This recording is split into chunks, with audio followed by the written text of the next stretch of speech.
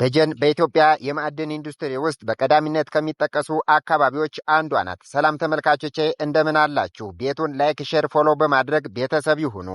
ደጀን በኢትዮጵያ የኢንዱስትሪ ማዕድን ዘርፍ ውስጥ በግንባር ቀደምትነት ከሚጠቀሱ አካባቢዎች አንዷ ናት። የአካባቢው መልክዓ ምድር በተለይም በአባይ ሸለቆ ዙሪያ ያለው ተፈጥሯዊ አቀማመጥ ለተለያዩ የማዕድን አይነቶች መከማቸት ምቹ ሁኔታን ፈጥሯል። በደጀን ወረዳና በዙሪያ የሚገኙ ዋና ዋና ቀበሌዎች የሚገኙ የማዕድን አይነቶችን በዝርዝር እንመልከት። የመጀመሪያው የጅብሰም ድንጋይ። የጅብሰም ድንጋይ በደጀን ወረዳ በሚገኙ ቀበሌዎች በብዛት የሚገኝና ለበርካታ ፋብሪካዎች በከተማዋ መገኘትም ምክንያት የሆነው ላጊ ማዕድን ነው። ሌላው የኖራ ድንጋይ። ይህ ማዕድን ለከተማዋ ኢንዱስትሪ እድገት ዋነኛ ምክንያት ነው። ጥቅሙን ስንመለከት ለሲሚንቶ ምርት ዋና ግብዓትነት ሲሆን በሲሚንቶ ፋብሪካዎች በጥሬ ዕቃነት የሚጠቀሙት የማዕድን አይነት ነው። ሌላው የድንጋይ ከሰል። ከቅርብ ዓመታት ወዲህ በተደረጉ ጥናቶችና ቁፋሮች በደጀንና በአባይ በረሃ አዋሳኝ አካባቢዎች የድንጋይ ከሰል ክምችት እንዳለ ታውቋል። ጥቅሙ ስንመለከት ለፋብሪካዎች እንደ ኃይል ምንጭነት ወይም ፊውል የሚያገለግል ሲሆን የውጭ ምንዛሬን ለማዳን ከፍተኛ ሚና አለው። ሌላው እብነ በረድና የህንፃ ድንጋዮች።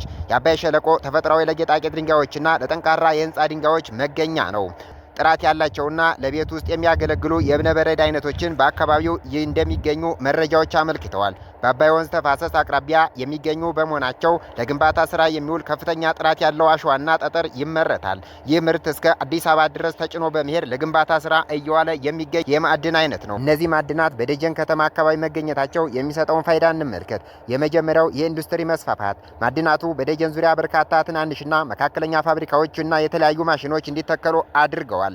ሌላው ለትራንስፖርት ዘርፍ። እነዚህን ማዕድናት ወደ ተለያዩ የሀገሪቱ ክፍሎች ለማጓጓዝ በመቶዎች የሚቆጠሩ የጭነት መኪናዎች በከተማዋ እንዲሰማሩ በማድረጉ ከተማዋን የትራንስፖርት ማዕከል በማድረግ ደጀን የንግድ መናኸሪያ ከመሆኗን በተጨማሪ የቱሪዝም ፍሰቱን የበለጠ እንዲጠናከር የሚያስችል መሆኑን ለመረዳት ተችሏል። በቀጣይም እንዲህ አይነት ፕሮግራሞች እንዲደርሷችሁ ቤቱን ላይክ፣ ሼር፣ ፎሎ በማድረግ ቤተሰብ ይሁኑ።